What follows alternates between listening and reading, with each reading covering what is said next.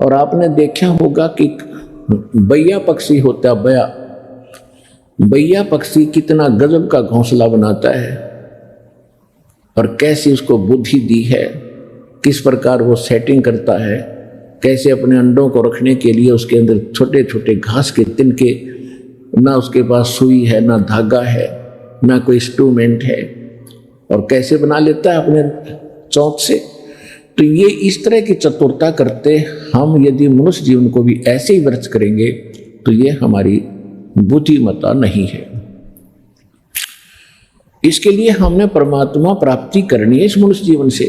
और परमेश्वर ने आकर के एक साधारण नागरिक का भी एक रोल किया, भूमिका की, कि सभ्य समाज और सभ्य नागरिक कैसा होना चाहिए।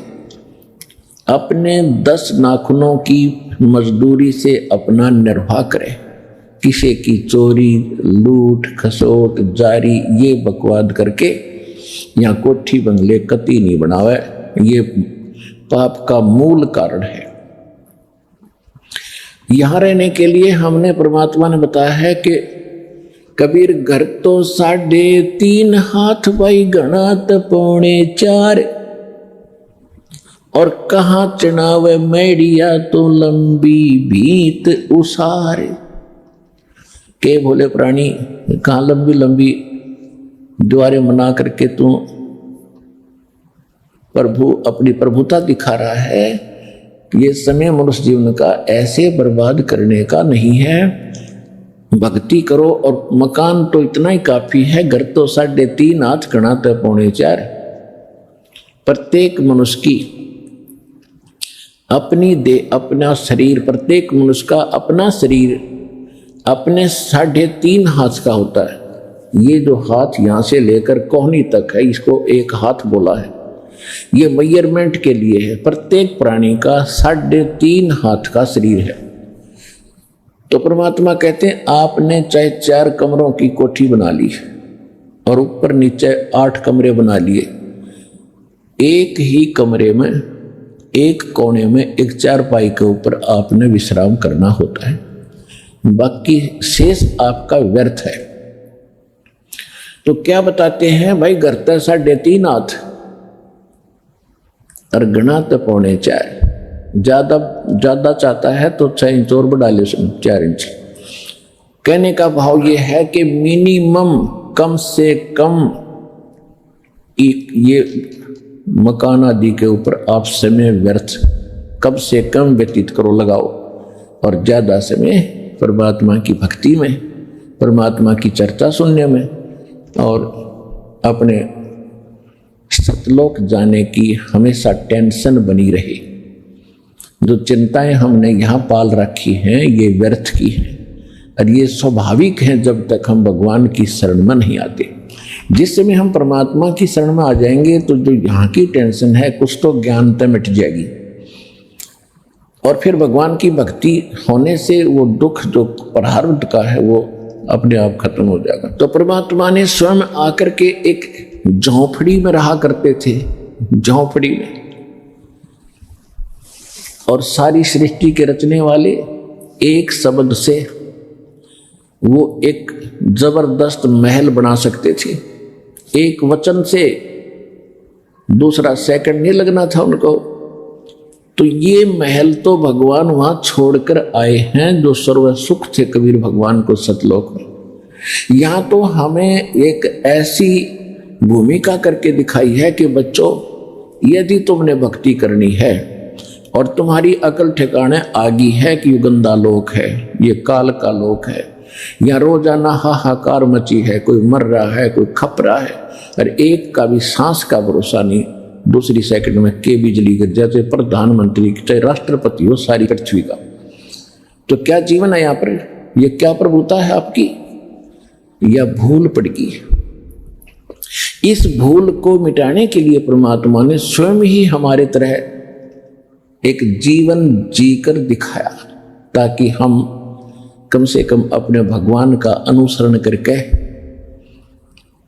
अपने इन बकवादों को कम कर सकें जो हमने समाज से ग्रहण कर रखी है।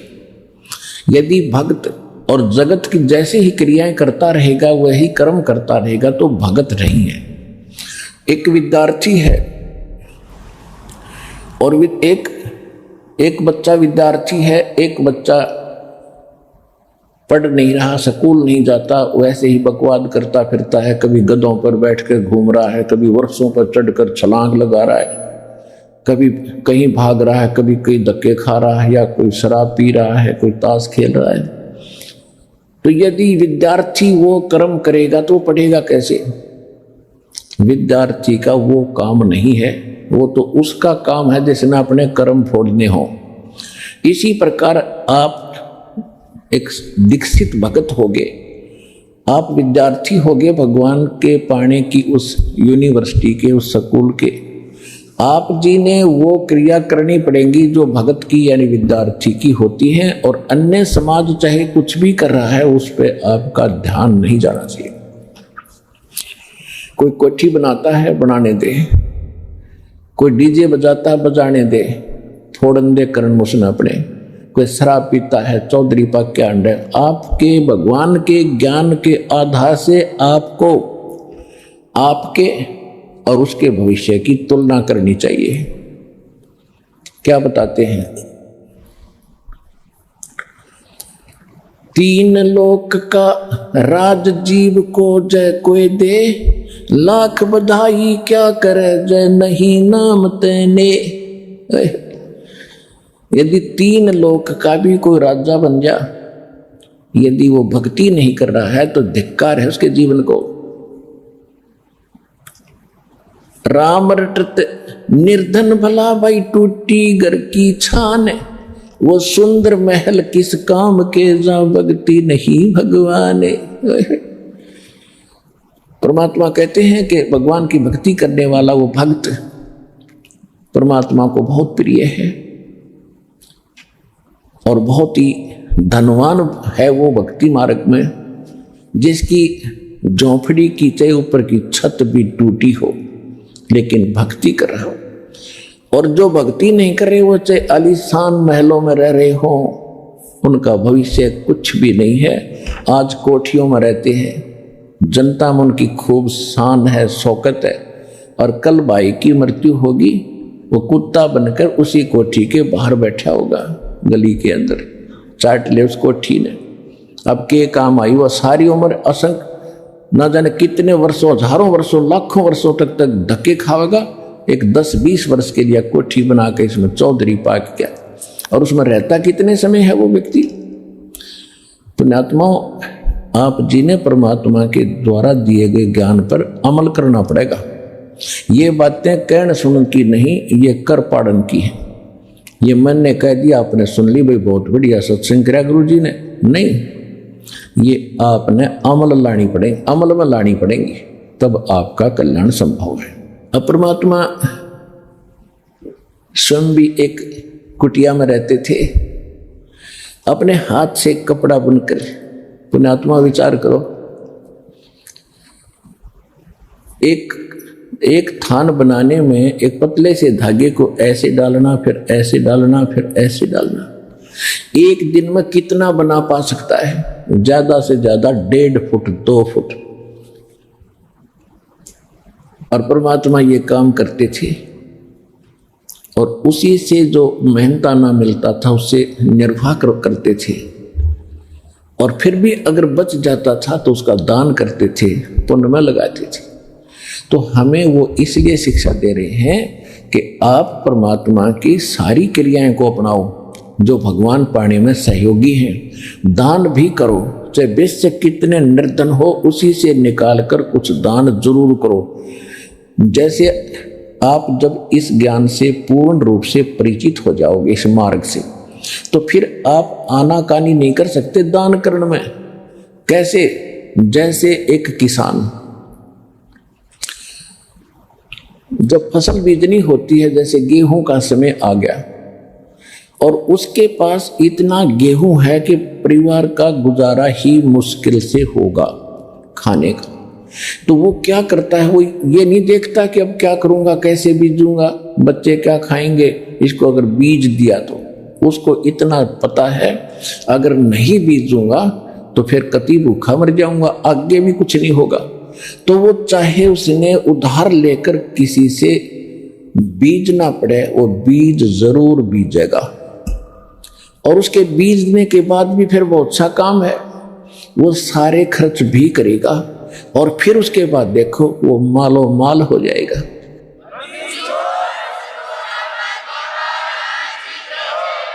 इसी प्रकार आप जी ने ये बीज धर्म का बोना पड़ेगा।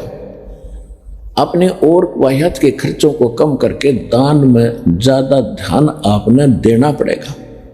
देते को हर देत है जहां तहां से आन, अन देवा मांगत फिरे भाई साहेब सुने ना कान। अब एक तो मनुष्य कार में बैठा जा रहा है, एक मनुष्य दिए बाबा दिए बाबा दिए बाबा, और चल चल चल चल चल। तो ये क्या है? उसने पहले दान किया जो आज सुख से जीवन जी रहा, जो यहाँ का सुख है। अरे एक जिसने दान धर्म किया नहीं, मनुष्य जीवन भी मिल गया, भक्ति उसके पास नहीं, मांगता फिरता है। कहते देते को हर देत है जहां तहां से आन, और ना दिया फिर मांगते फिर यो, भगवान सुने नहीं कान। तो पुण्यात्माओं, परमात्मा कबीर साहब ने स्वयं आकर के सबके लिए हमें, और ना दिया फिर मांगते फिर यो, भगवान सुने नहीं कान। तो पुण्यात्माओं, परमात्मा कबीर साहब ने स्वयं आकर के सबके लिए हमें बताई है और स्वयं उनको प्रैक्टिकल करके दिखाया है कि तुम भी करके देखो जो परमात्मा कह रहे हैं। तो देखो, पहले तो दास ने आपके हृदय में यह सिद्ध किया है कि कबीर इज गॉड। जिनको नहीं शंका है, अभी थोड़े दिन नए नए आए हैं, वो उनको हो जाएगा क्योंकि तो प्रमाणित है।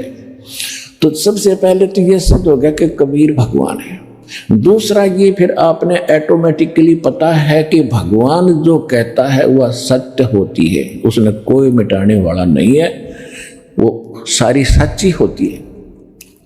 तो जो परमात्मा ने हमें किया है, करके दिखाया है या कहा है, क्या कहा है? चिड़ी चोंच भर ले गई नदी न घट्यो नीर, दान दिए धन घटे नहीं, ये कह रे साहिब कबीर।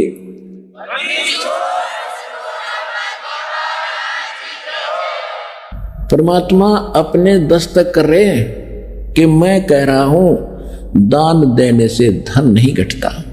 पर कैसे दान करे?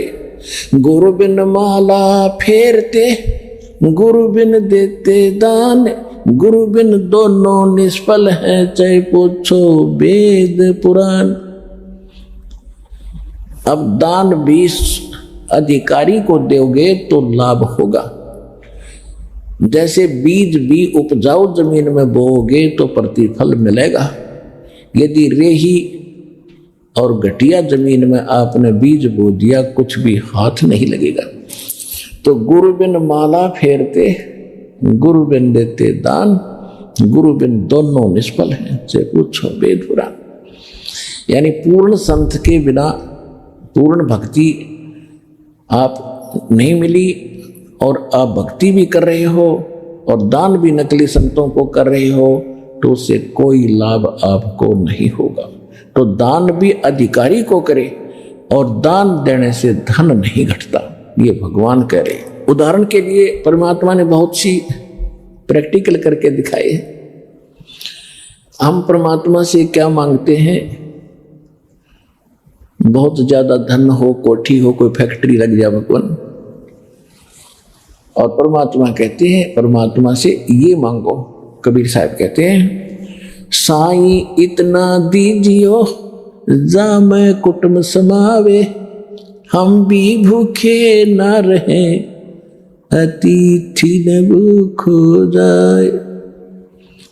परमात्मा कहते हैं मेरे से इतना मांग लो, अरे इसमें सब कुछ आ गया भक्तों, सब कुछ आ गया। जा मैं कुटुंब समावे, साईं इतना दीजिए जा मैं कुटुंब समावे, यानी रिक्वायरमेंट ऑफ द फैमिली, परिवार की आवश्यकताएं पूरी हो और हम भी भूखे ना रहें और कोई अतिथि द्वार पे आवे दाता वो भी भूखा ना जाए, सब कुछ मिल गया। आवश्यकता जो परिवार की, भगवान को खूब पता है इस बच्चे को किस चीज की आवश्यकता है। हम अननेसेसरी मांगते हैं कोई चीजें जिनकी आवश्यकता नहीं है, तो परमात्मा आपको नहीं देगा। और उनको आप ये मान लेते हो कि हमें कोई लाभ नहीं हो रहा। जैसे छोटे बच्चे होते हैं आपके, आपको उन बच्चों से पहले पता है गर्मी में कौन सी पोशाक लानी है, सर्दी में कौन सी लानी है।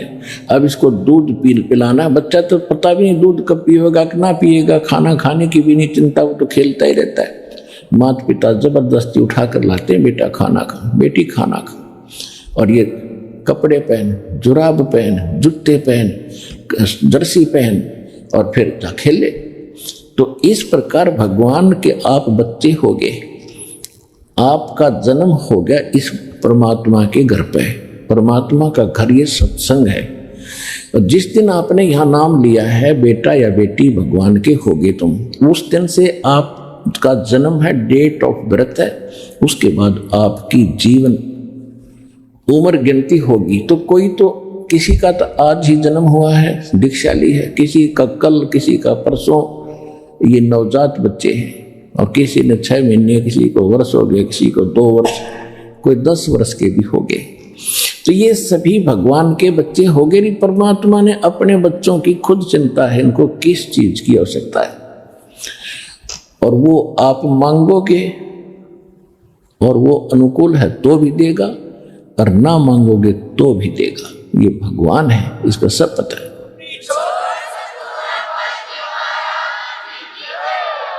जब हम एक मनुष्य हैं, हम ही अपने बच्चों की इतनी चिंता करते हैं, तो परमात्मा है, वो तो परमात्मा है, समर्थ है, उसके घर में किसी चीज की कमी नहीं है। साईं के दरबार में कमी कहे की ना, अंसा मौज नहीं पावता तेरी चौक चाकरी माँ। कि इस कबीर भगवान के दरबार में, समर्थ के दरबार में किसी वस्तु की कमी नहीं है, अभाव नहीं है। और यदि आपको परमात्मा नहीं दे रहे हैं तो आपकी कोई चाकरी में चूक है, आपकी कोई श्रद्धा भावना और सेवा में कोई कमी है, उसकी त्रुटि पूरी करो, फिर क्यों ना मिलेगा। दूसरी बात यह होगी कि उसकी आपको आवश्यकता नहीं है और आप अननेसेसरी वस्तु मांग रहे हैं, तो भी भगवान आपको नहीं देगा।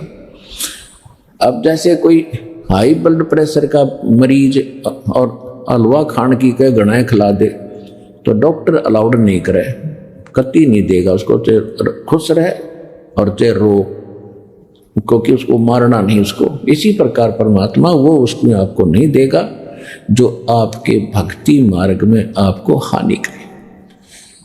अब जैसे परमात्मा ने आकर के शुरुआत में ये ज्ञान दिया, वो क्या बताया करते थे, एक सतगुरु की भूमिका भी परमात्मा ने की, कबीर भगवान ने एक अच्छे नागरिक की, कि अपना करके खावे और किसी का ले तो देवे भी, अपना 10 नाखूनों की कमाई से काम करे, उससे अपना निर्वाह करे, घर में भी सुख, शरीर में भी सुख और भक्ति भी प्रफुल्लित घनी होगी। तो परमात्मा ने एक तो ये रोल किया। दूसरा ये किया कि वो सतगुरु हैं, वो सारी सृष्टि के पालनहार हैं और वो जगत गुरु हैं, पूरी सृष्टि को, विश्व को सत्य ज्ञान, सतगुरु हैं, सच्चा ज्ञान देने वाले गुरु हैं, वही है। भगवान ही हो सकता सतगुरु। ये बाकी नकली अपने बेसिक सतगुरु दिखे रहे, वो सतगुरु नहीं, जिनको ज्ञान नहीं, सच्चा ज्ञान ही नहीं, सच्चा मार्गदर्शक नहीं वो, तो सतगुरु कहाँ से हो गया। तो उस सतगुरु की भूमिका भी वही करते हैं, क्योंकि वो उनके विधान में है। वेद बताते हैं परमात्मा ऊपर रहते हैं सतलोक में, वहां मनुष्य दृश्य है, राजा के समान वहां एक सिंहासन यानी तख्त पर बैठे, अनंत कोट ब्रह्मांड के संचालक, कंट्रोलर यानी महाराजा के पद पर वो विराजमान है। जैसे हम सुना करते कि दिल्ली के तख्त पर, सिंहासन पर फलाने राजा अब इतने दिन रहा, वो इतने दिन रहा। तो ये तख्त मीन एक सिंहासन अर्थात एक राजपद। तो परमात्मा महाराज पद है, वो सतलोक में रहते हैं, वो सारी सृष्टि के संचालक और कंट्रोलर हैं, वो सब के मालिक हैं। वहाँ सिंहासन पर सिर पे मुकुट है मालिक है, ऊपर बहुत सुंदर सफेद छत्र बना हुआ है, एक बहुत बड़े गुंबज के अंदर, जैसे बहुत सुंदर मंदिर नहीं कह सकते, मंदिर की तो चोटी नो कर दे ऊपर से, वो ऐसे गोल गोल सी ऐसे ही होती है गुंबज। एक बहुत बड़े गुंबज में, सफेद गुंबज में मालिक बैठे हैं। और फिर यहाँ आते हैं वो तीन स्थिति से, तीन प्रकार की स्थिति से हमारी सभी केयर टेक करते हैं, देखभाल करते हैं। एक शरीर जो ऊपर परमात्मा बैठे हैं, एक रोमकूप में करोड़ सूर्य मिला दे। एक रोम बोलते हैं बाल को, और रोमकूप बोलते हैं जहां बाल उगया है, इसको रोमकूप कहते हैं। तो शरीर के एक बाल में करोड़ सूर्य मिला दे, करोड़ चंद्रमा, इतनी रोशनी एक बाल की, एक रोम की। ये तो मालिक का इतना सुंदर और तेजोमय शरीर वहां पर है। उसी शरीर युक्त परमात्मा यहाँ आ जाए तो हम सबकी चरम दृष्टियां ऐसे बंद हो जाएंगी जैसे सूर्य को देखकर उल्लू पक्षी की आंखें बंद हो जाती। इसलिए परमात्मा अपना हल्का तेज पुंज का हल्का शरीर करके अपने यहाँ हमें यहाँ दो प्रकार से आते हैं। एक तो प्रत्येक युग में मालिक एक शिशु रूप धारण करके और किसी कमल के फूल के ऊपर विराजमान होते हैं, और कमल का फूल अंडरस्टूड है कि वो जल में ही होता है। तो इसलिए परमात्मा को नारायण कहते हैं। नार माने जल, आयन माने वहां पर आकर विराजमान, कहीं से आकर विराजमान होने वाला। तो नारायण वास्तव में कबीर भगवान है, और बाकी इन सब का जैसे विष्णु जी से शेषनाग की सैया पर सो गए, नारायण बन गए। तो शेषनाग तो उसके पहले नारायण, क्यों तो रहे पानी में जल में रहता है। तो ये नकली नारायण थे, असली नारायण वो परमात्मा है। उसके लिए ही वेदों में नारायण लिखा है कि वो एक कमल के फूल पर आके विराजमान होता है। वहां से निसंतान दंपत्ति उनको उठा ले जाते हैं। फिर एक जीवन और एक उस समय का जो क्रिया होती है, कर्म होते हैं, एक यानी निर्वाह के लिए वो सभी करते हैं, और साथ में वो अपना ज्ञान भी प्रचार करते हैं, अपनी जानकारी भी देते हैं। इसी पर फिर दूसरी स्थिति परमात्मा की है, वो कभी भी आकर यहाँ दो प्रकार से आते, कभी भी कहीं भी अन्य रूप धारण करके किसी साधु संत भगत का वो कहीं प्रकट हो जाते हैं, अपने भक्तों से मिलते हैं, सच्ची अच्छी आत्माओं से मिलते हैं, उनको ज्ञान देते हैं, उनको अपने से परिचित कराते हैं, और फिर वो भक्त परमात्मा की महिमा आंखों देखा सुनाते। तो इस प्रकार परमात्मा जब भी आते हैं तो एक तो ये क्रिया करते हैं, साथ में फिर वो ज्ञान भी देते हैं। जैसे शिशु रूप धारण करके आते तो भी वो ऐसा ही करते हैं। बड़े होते ही 5 वर्ष की उम्र में परमात्मा ने बड़े बड़े विद्वान पंडित प्राकांड विद्वानों के छक्के छुड़ा दिए थे ज्ञान में, किसी के पास जवाब नहीं था। एक ही प्रश्न करते थे परमात्मा इन वेदों के ज्ञाताओं को, कोई देवी की पूजा कर रहा है, कोई ब्रह्मा विष्णु महेश को सुप्रीम बता रहा है। परमात्मा कहते थे कि कौन ब्रह्मा का पिता है, कौन विष्णु की माँ, और शंकर का दादा कौन है, हमको दे बता। तो सभी फिर करते थे, ये तो अजरो अमर है, इनका कोई माता पिता नहीं है, ये दुल्हा झूठ बोलता है, ये क्या जाने वेदों और सदग्रंथों की गहराइयों को। जब तक उनकी दाल गलगी नकलियों की, क्योंकि हम शिक्षित नहीं थे, और वही ज्ञान भगवान का दिया हुआ आज दास को प्राप्त हुआ। और 600 वर्ष पहले जो मालिक के सूक्ष्म वेद में सच्चिदानंद घन ब्रह्म की वाणी कबीर वाणी में लिखा था, आज दास ने सदग्रंथों से प्रूव कर दिया कि भगवान ने 600 वर्ष पहले बताया था, और ये नकली मना किया करते थे कि ऐसा ग्रंथों में नहीं है। तो who is God, Kabir is God. जो अनपढ़ कहते थे तुम इसको, ये कुछ नहीं जानता, ये क्या जाने ग्रंथों को, उन्होंने 600 वर्ष पहले तुम्हारे ग्रंथ खोल कर रख रखे थे सिंपल लैंग्वेज में। तो हु इज गॉड,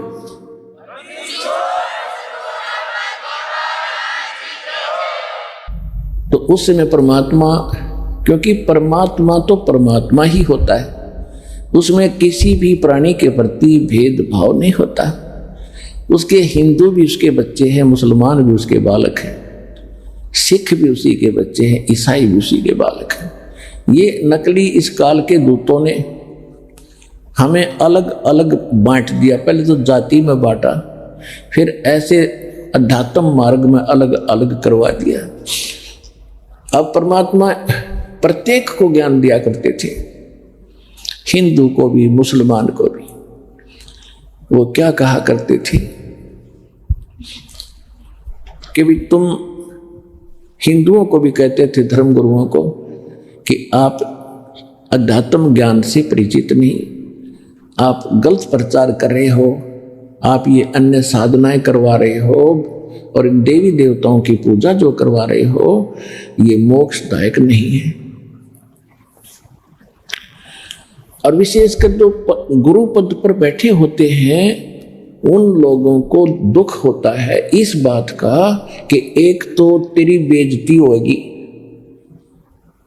कि शिष्य क्या कहेंगे कि तुझे ज्ञान नहीं था गुरुजी, और ये सच्चाई ये है। और दूसरा फिर उनकी रोजी रोटी पर होता जाने का डर है, जिस कारण से ये शुरू से ही, प्रारंभ से ही सत्य ज्ञान के आड़े आते रहे।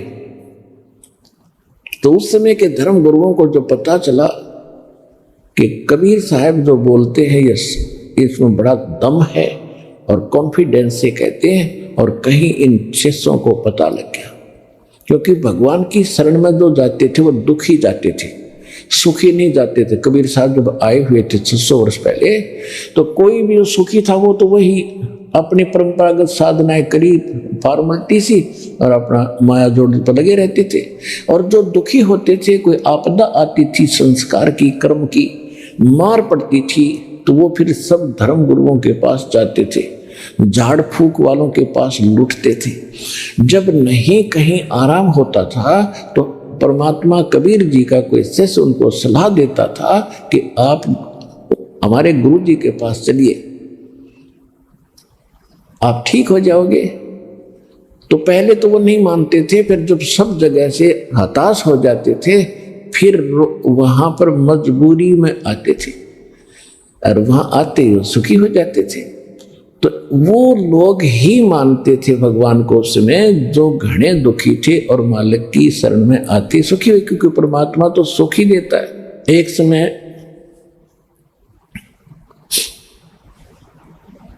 एक ब्राह्मण परिवार जिसकी 2 लड़के 2 लड़कियां थी, और वो बहुत ही कर्म की मार से, प्रारब्ध के संस्कार से घना दुखी था।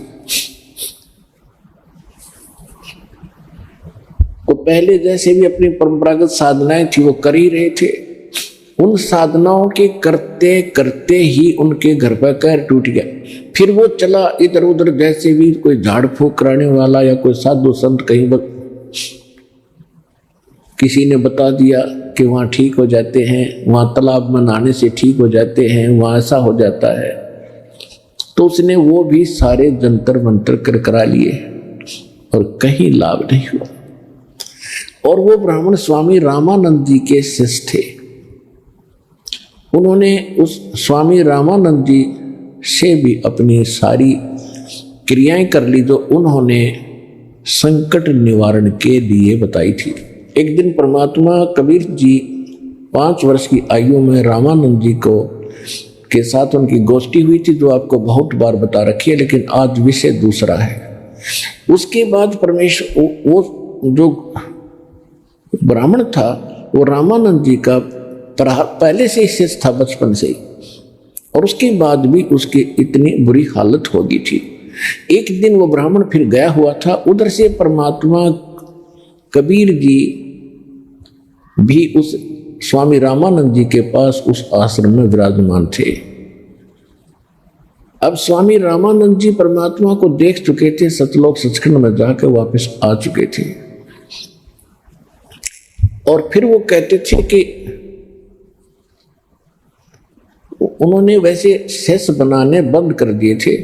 परमात्मा कबीर साहिब की जो उस लीला से परिचित हुए थे, लेकिन परमेश्वर कबीर जी ने कहा था कि आप अभी गुरु पद पर बने रहो, अब इसको डिस्क्लोज ना करो, बंद ना करो, नहीं तो हमारा सारा काम बिगड़ जाएगा। क्योंकि आने वाले समय में लोग ये कहेंगे कि कबीर जी का कोई गुरु नहीं था, आप मेरे गुरु बने रहे हो। तो परमात्मा ने दृढ़ता से कहा था और प्रतिज्ञा जो आई थी, तब रामानंद जी विवश होकर फिर गुरु पद पर बने हुए थे।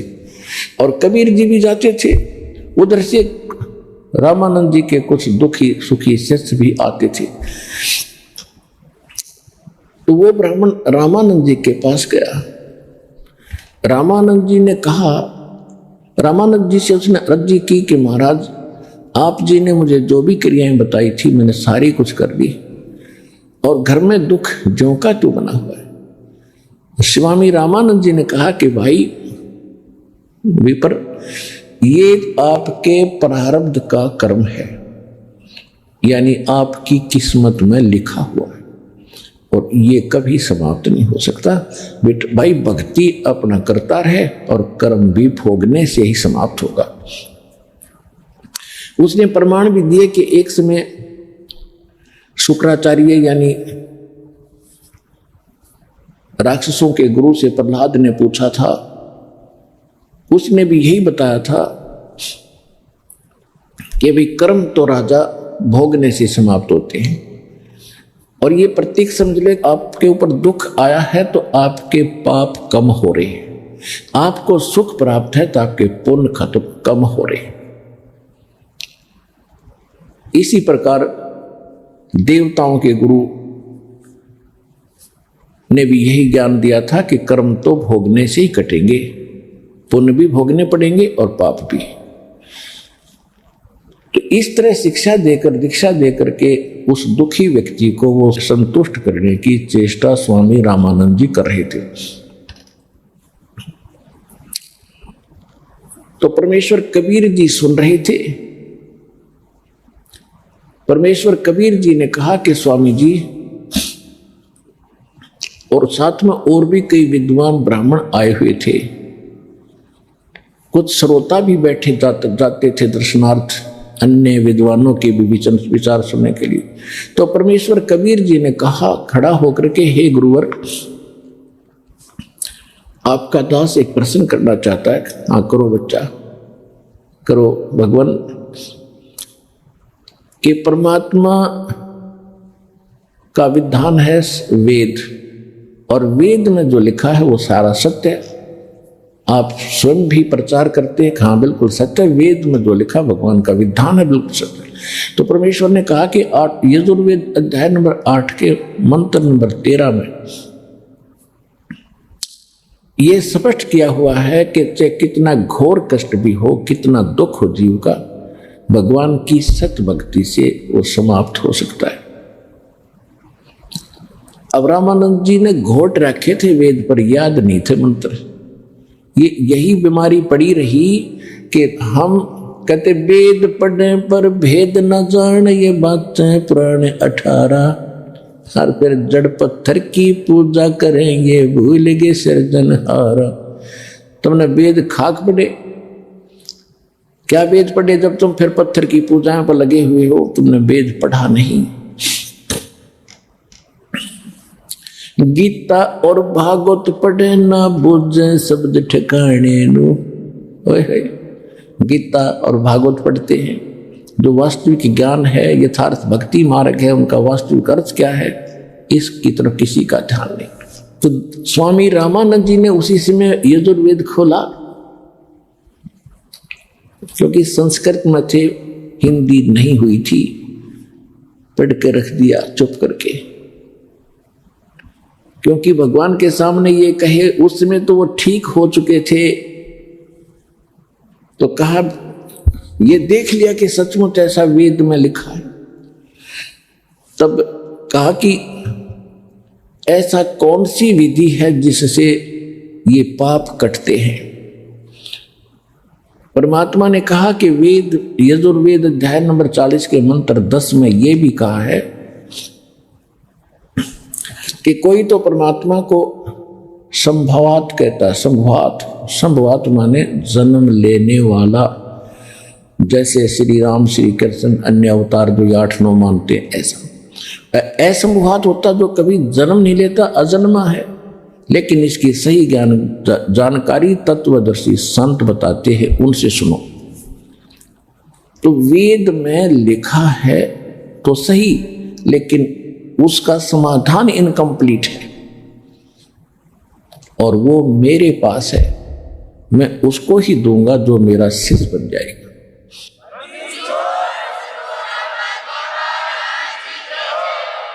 अब कबीर साहब उठकर चले गए। कुछ देर के बाद, चर्चा होने के बाद, वो ब्राह्मण वहीं बैठा था जो कर्म की मार से दुखी था, प्रारब्ध के कर्म से दुखी था, पूरा परिवार जो है ना कर्म ने सता रखा था। उसने पूछा स्वामी रामानंद जी से, जी ये कौन थे? स्वामी रामानंद जी ने बताया कि ये, अब क्या बताऊं मैं, इनकी आइडेंटिटी बता भी नहीं सकता, और बताऊंगा तो तुम्हारा यकीन नहीं हो सकता। ये नीरू के घर आए हुए, जुलाहे के घर आए, ये परमात्मा है।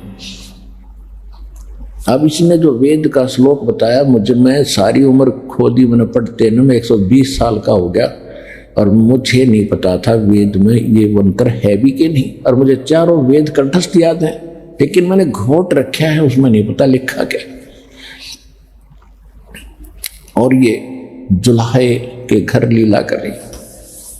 अब उस पंडित जी ने के सामने ये मर्यादा यानी ये समस्या खड़ी होगी, मैं ब्राह्मण और वो धानक, वो जुलाहा, वो शूद्र, और इतना दुखी। 1 महीना तो उसने इसी उधेड़ बुन में लोक लाज में खो दिया। एक दिन उसको, वो जा रहा था, परमात्मा सत्संग कहीं कर रहे थे, एक वाणी उसके कानों में पड़ी, कुल करनी के कारण, लोक लाज के कारण, ये हंसा गया बिगो, तब ये कुल क्या कर लेगा जब तू 4 पाया का हो। एक वाणी परमात्मा ने बोली और बताया कि भाई आज तो कोई व्यक्ति लोक लाज कुल की मर्यादा के कारण भक्ति से वंचित रह जाते हैं, और फिर ये कुल तेरा खानदान के व्यक्ति तुझे क्या सपोर्ट करेंगे, क्या तेरी सुरक्षा करेंगे जब तू 4 पांव का बनकर बैल पशु पक्षी गधा बनकर खड़ा हो जाएगा। इसलिए भक्ति कर लो, ये समय थोड़ा है। उसी समय उसकी बुद्धि पर जो पड़ी हुई वह मिट्टी थी हट गई और सत्संग में आकर बैठ गया। अब सत्संग में आने के बाद फिर उसने बहुत से विचार सुने हैं। वहां बैठे भक्त कुछ थे 50-100, उनने बताया कि मैं ऐसा दुखी था, मैं ऐसा दुखी था, मैं ऐसा दुखी था, मैं ऐसे ठीक हो गया, बड़ी दया करिए। तो परमात्मा उतरे। अब उस ब्राह्मण की अकल ठिकाने आई, भगवान के चरणों में गिर गया। परमात्मा ने कहा, भाई देखो विपर जी, भक्ति करो, मैं मंत्र दूंगा, मैं कोई झाड़ फूक नहीं करता, मैं आशीर्वाद देता हूं, आशीर्वाद से मैं अपने कोटे से कुछ राहत तुम्हें दूंगा। भगवान की शक्ति तेरे अंदर यानी कुछ पुण्य तेरे में डालूंगा, उसके बाद तूने भक्ति करनी पड़ेगी और भक्ति से लाभ होगा। जो मंत्र मैं दूंगा वो पाप नाशक होगा, आपके प्रारब्ध के कर्मों का भी नाश कर देगा। तो उस भक्त ने नाम लिया, उसको तो उसी समय राहत महसूस हुई।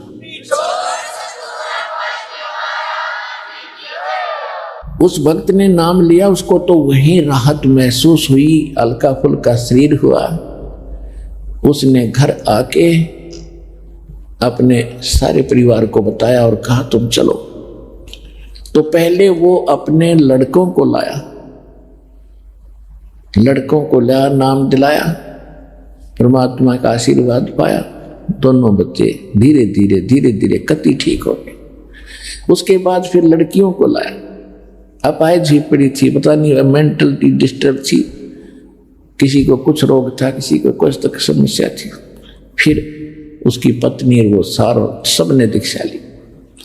उसी के कारण, उस बीमारी के कारण वो बहुत घना कर्जवान भी हो गया था। इतना कर्जवान हो गया था कि उसके रिश्तेदार भी मुंह मोड़ गए थे। द्वार पर जाता था, पता लग जाता था कुछ मांगने आया है, और सामने वाले को भी पता होता है कि ये क्या सोच रहा होगा। अंडरस्टूड है उसको भी कि ये सोच रहा होगा मैं कुछ मांगने आया हूं।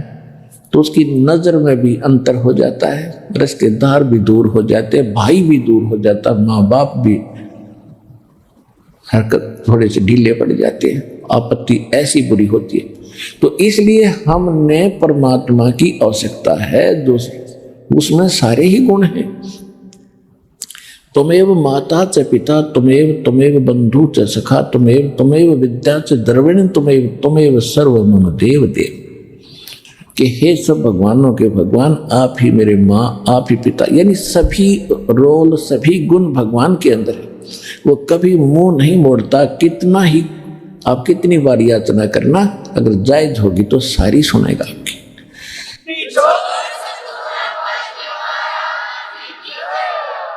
वो कति सुखी हो गया, और भगवान को क्या देर लगे है। सच्ची भक्ति करने वाले के साथ रहता भगवान। जो बच्चा गौ की नजर में यो साईं को संत, और भक्तों के पीछे फिरे वो भगत वत्सल भगवंत। आपके ऊपर मालिक की ऐसी दृष्टि रहेगी जैसे गाय चारा चर रही होती है और बच्चा बंधा हुआ होता है। तो कोई अन्य पक्षी पशु उसके पास आता है तब माँ गाय दौड़ कर आती है उसकी सुरक्षा के लिए, एक नजर अपने बच्चे पर रखती है। तो इसी प्रकार कहते हैं जो बच्चा गौ की नजर में यो साईं को संत, यानी अपना जो भक्त, आपने दीक्षा ले ली, आप आज से भगवान के बच्चे होगे और आपके ऊपर ऐसी नजर रहेगी भगवान की जैसे गाय अपने बच्चे पर रखती है और काम करते करते।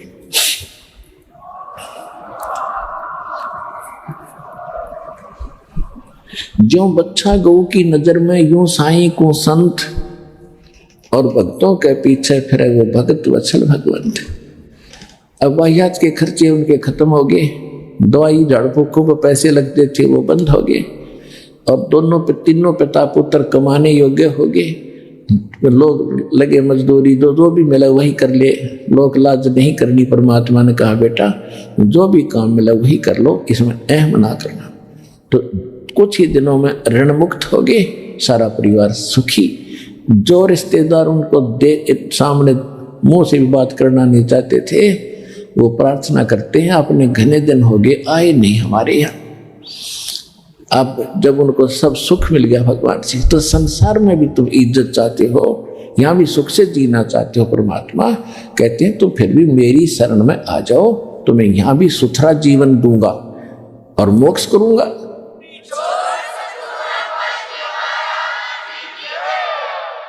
इसी प्रकार घने भक्तों को परमात्मा ने सुख दिया। एक जगह नहीं, एक दिन में 1000 जगह प्रकट होते थे कबीर भगवान, किसी रूप में, कहीं किसी साधु रूप में उनको ज्ञान देते थे, कहीं पर भी खड़े हो जाते थे और अपनी अमृतवाणी सुनाना शुरू कर देते थे।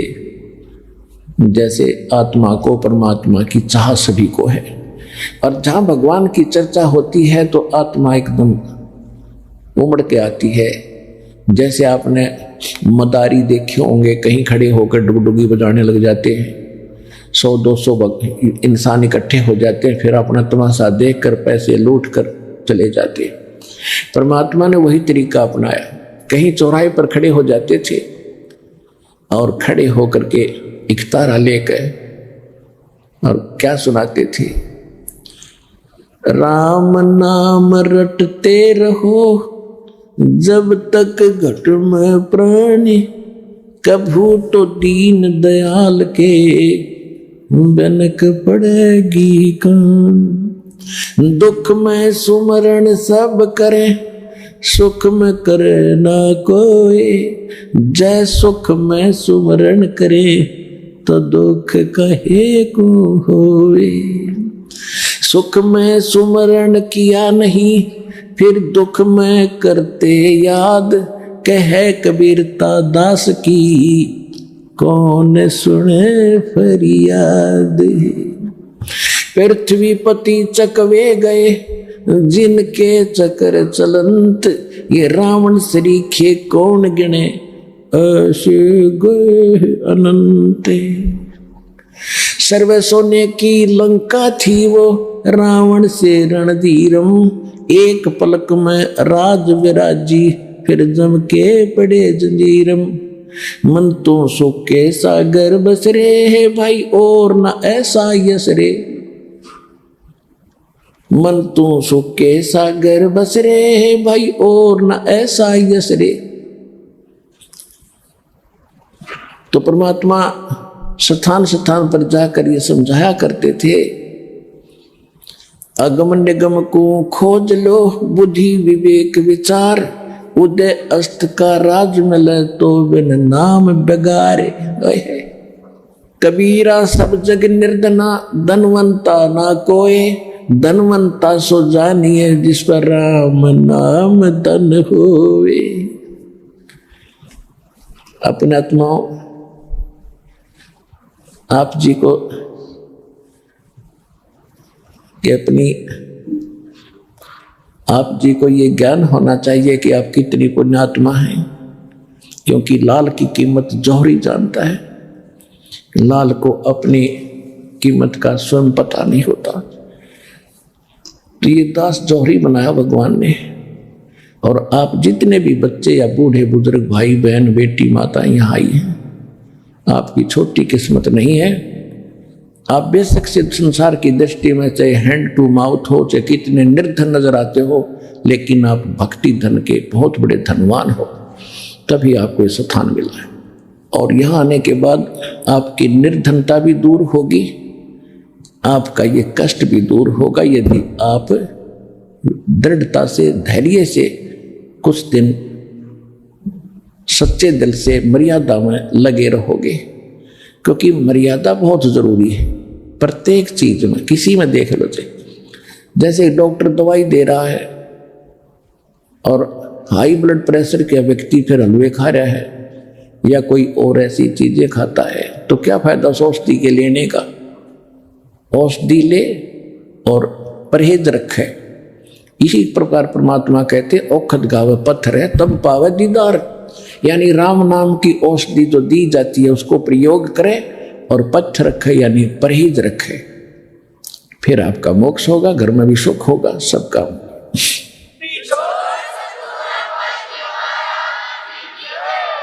तो इस प्रकार परमात्मा के बहुत गिने शिष्य हो गए थे।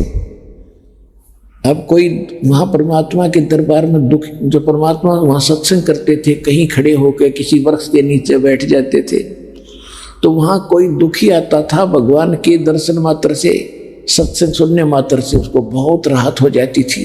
फिर चरणों में गिरते थे, आशीर्वाद लेते थे, बिल्कुल स्वस्थ हो जाते थे, फिर दीक्षा लेते थे। इस प्रकार परमात्मा के 64 लाख शिष्य हो गए थे। 5 वर्ष की आयु में परमात्मा सत्संग करने लग गए थे, 5 वर्ष की आयु में। और बड़े बड़े ऋषि ऋषियों को फिट्टे मुंह कर दिया था कबीर परमात्मा ने।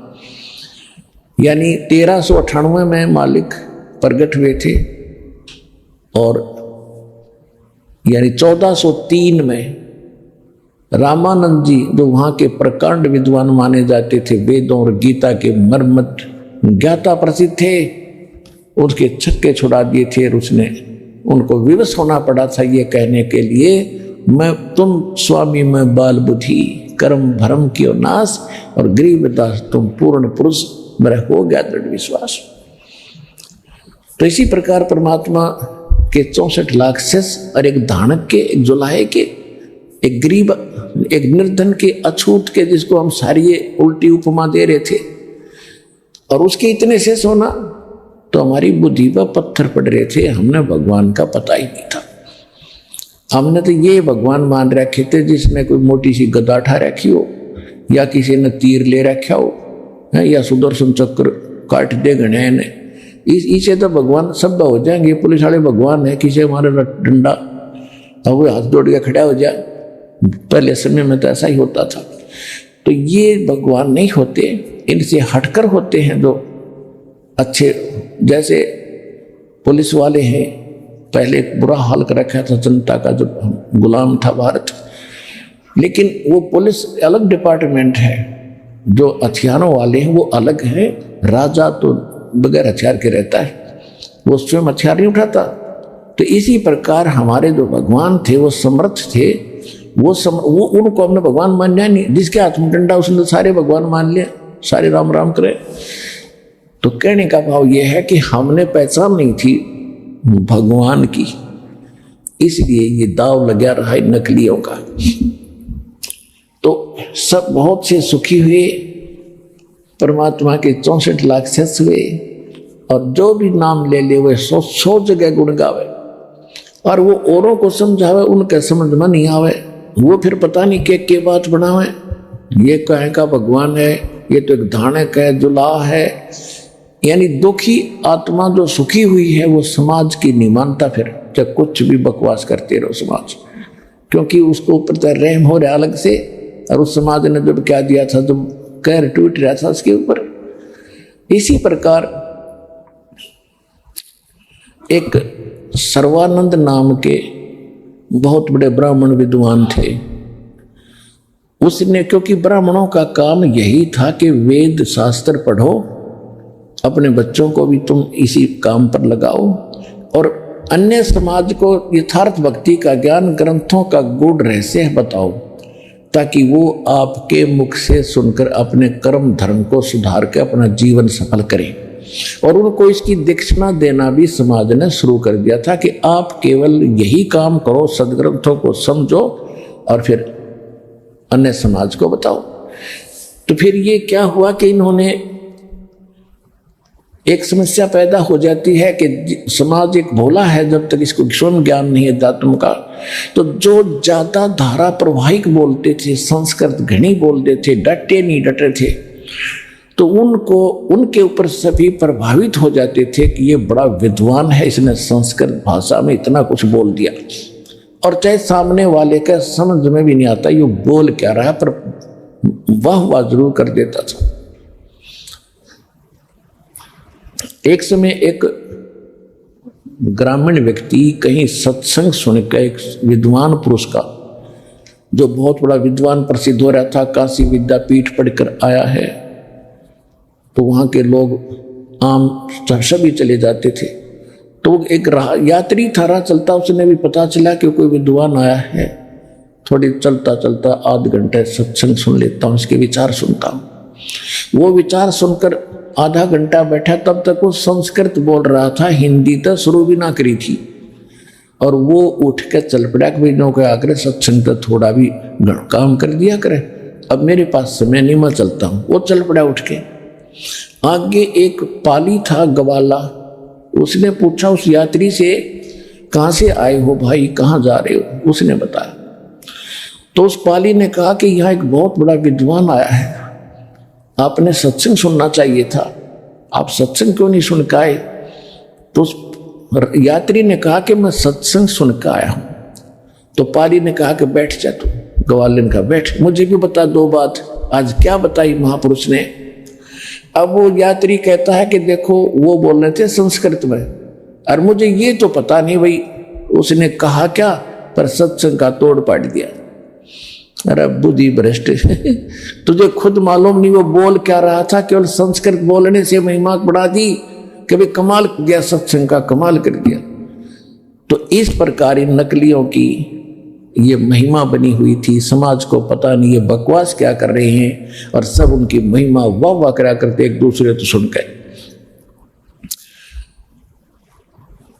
अब क्या होता है कि इस प्रकार परमात्मा की एक लीला न्यारी की दाता ने सिंपल लैंग्वेज में, साधारण भाषा में, अपनी अमृतवाणी में, और वही वेद सदग्रंथों का ज्ञान न्यों का न्यों बोल दिया, और धर्मदास जी ने लिख कर छोड़ दिया। और आज आपके सामने दास ने वो खजाना खोल दिया।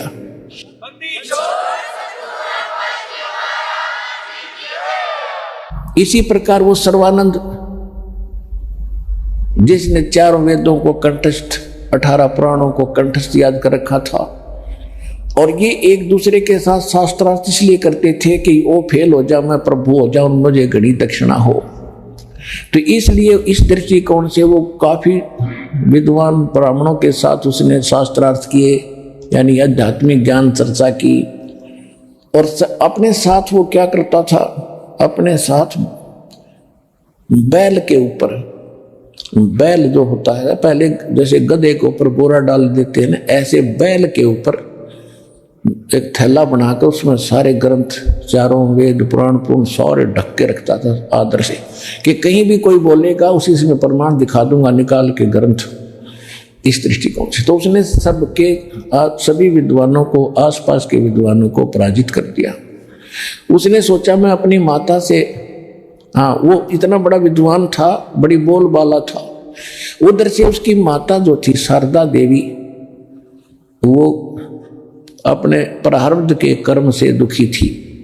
प्रारब्ध का दुख होता है जो किस्मत में लिख दिया जाता है, उसके कारण उसके उस दुख के निवारण के लिए, संकट निवारण के लिए उसके पुत्र ने भी सारी क्रिया कर ली, सर्वानंद जी ने। और फिर अन्य किसी ने भी झाड़ फूक के लिए, कई विद्वान ऋषि, मैं ऋषि बताया, वहां भी चले गए, गुफाओं में बड़े बड़े तपस्वियों के पास भी गई, सब ने अपनी क्रियाएं उसको बताई, पर ऑल इन वेन, सब व्यर्थ रही। अंतिम सांस गिने थी, अस्थि पंजर शेष था, यानी बहुत कमजोर हो गई थी, सारा दुखी था कर्म के मार से। एक दिन परमात्मा कबीर जी की एक शिष्या जो दुखी थी और वो सुखी हुई थी किसी कारण से, वो उनके शारदा जी के घर गई।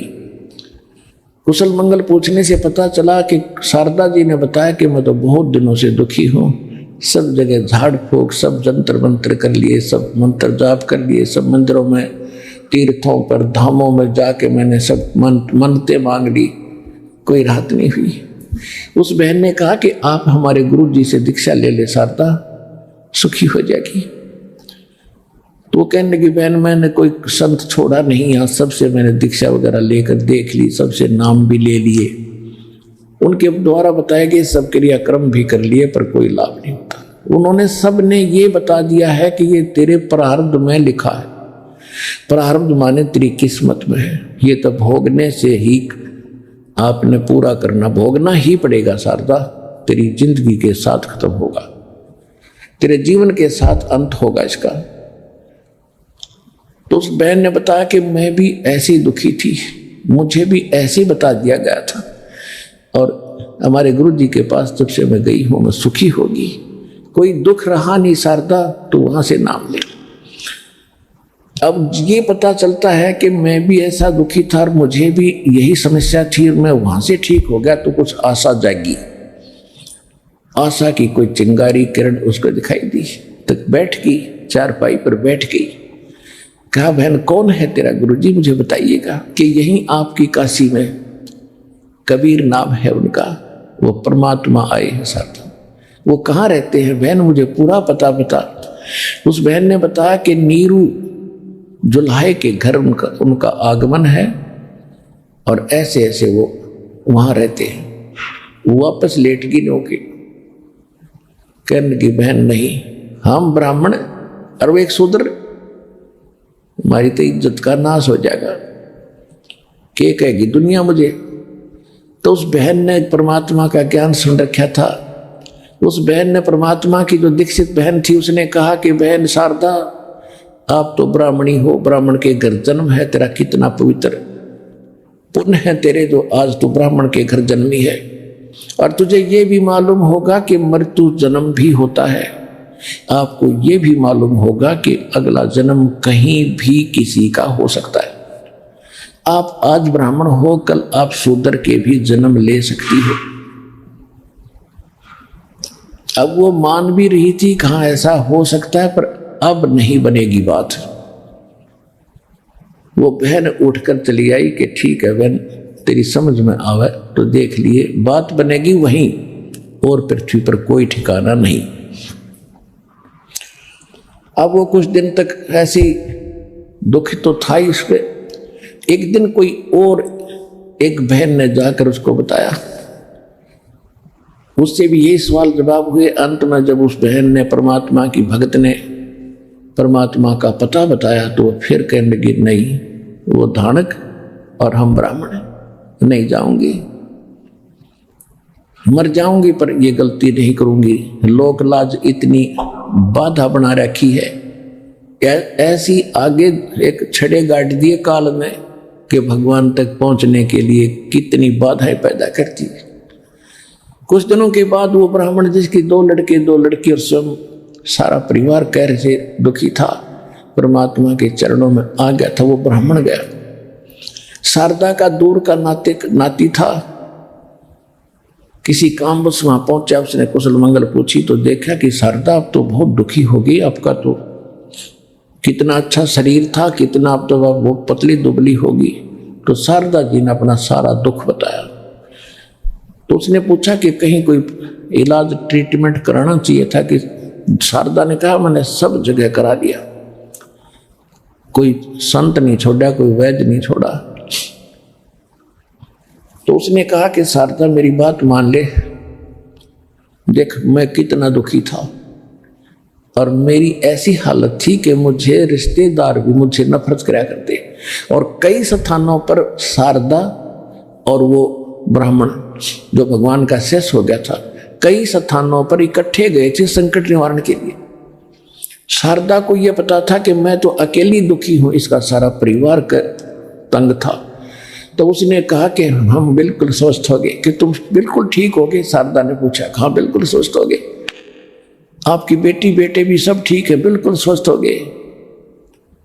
तो कहाँ कैसे क्या हुआ कि एक महापुरुष आए हैं, उनको स्वयं परमात्मा जानो और उनसे हमने दीक्षा ली है, उसके बाद मेरा घर भी सुखी, मैं भी सुखी, मेरा परिवार भी सुखी, और मेरे ऊपर कितना कर्जा था वो भी आज सारा ठीक हो गया। तो शारदा, और उसने कहा कि शारदा तू नाम ले हमारे गुरु जी से, कति स्वस्थ हो जाएगी। तो शारदा ने सोचा ये तो पंडित है, तो अवश्य कोई उच्च जाति का ही गुरु इसने बनाया होगा। उसने सोची बता कौन है, मुझे अभी ले चल, कौन है आपके गुरुजी? उन्होंने फिर एड्रेस बताया, दुल्हां वाली कॉलोनी, कबीर भगवान। उल्टी लेट गई। अब तुझे शर्म नहीं आई, तुझे लज्जा नहीं आई? ब्राह्मण होकर एक धानक का जुल्हाई का शेष बन गया। धिक्कार है तेरी, ऐसी लानत है तेरी जिंदगी को। तो वो भगत परमात्मा का कहने लगा लानत तो तेरी जिंदगी को है। सो शारदा षडंदगिरी पड़ी पड़ी बड़ी बैठी ब्राह्मणी, और कल न सूरी बनकर घूमेगी जब, तब क्या होगा तेरा? और मेरी क्या हालत थी, ब्राह्मणों ने मुझे क्या दे दिया, रोता फिरा करता, रिश्तेदार मुंह मोड़ गए थे, आज उस चुलाए ने मुझे मालो माल कर दिया। तेरी समझ में होता जी ना, भाड़ में जा।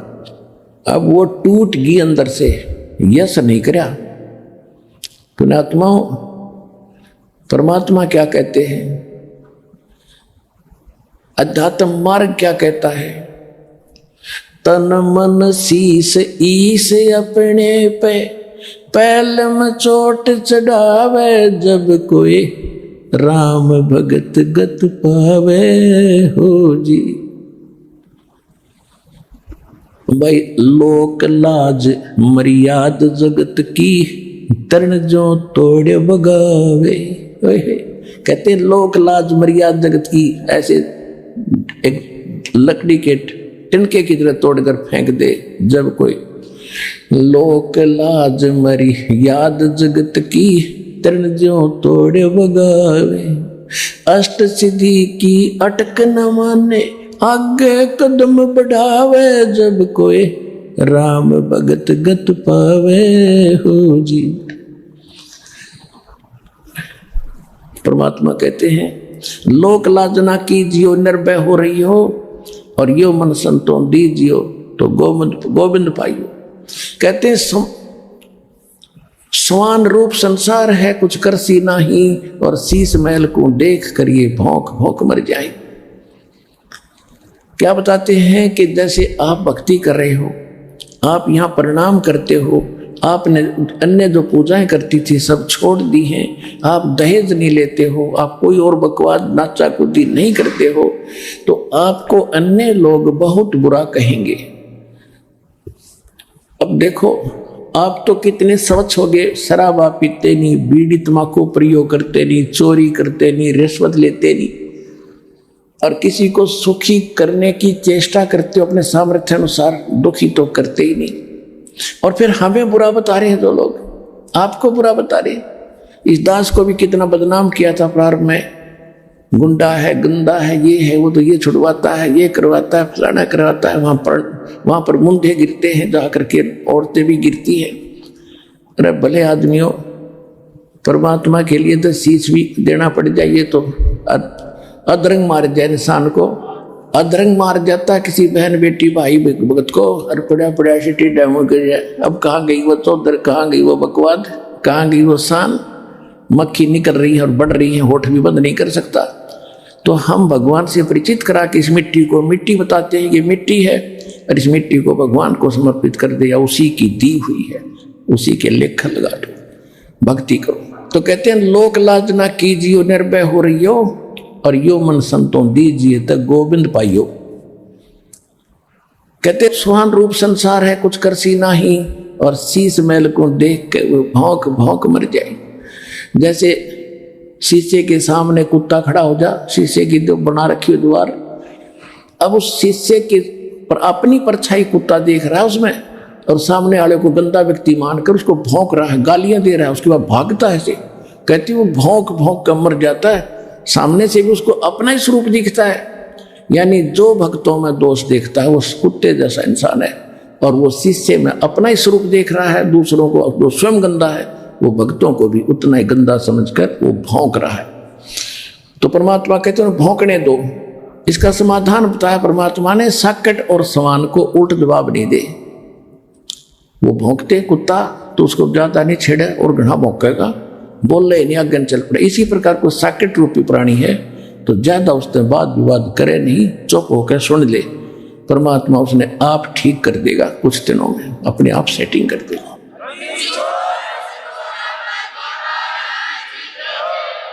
तो इस प्रकार वह फिर लेट गई शारदा।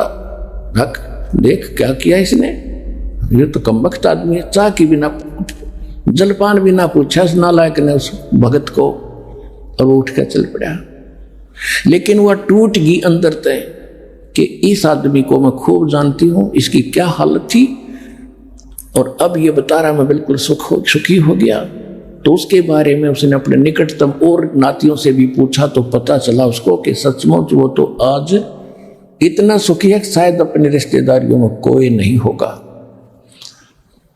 अब शारदा ने सोची अब क्या करूं, अब कैसे बात बने। अब क्या हुआ, परमात्मा कहते हैं सौसल छिद्र में करूं अपने धन के काज। पुण्यात्मा इस काल ने तो इतने किले बना दिए, भगवान के बच्चों को रोक रखा, किसी को मजहब का किला बना दिया, किसी के ऊंची नीची जाति बना दी कि भगवान तक ये पहुंच ना जा, अपने जीवन नाश करके गधे बनकर घूमे यहाँ पर बिरान माटी करवावे।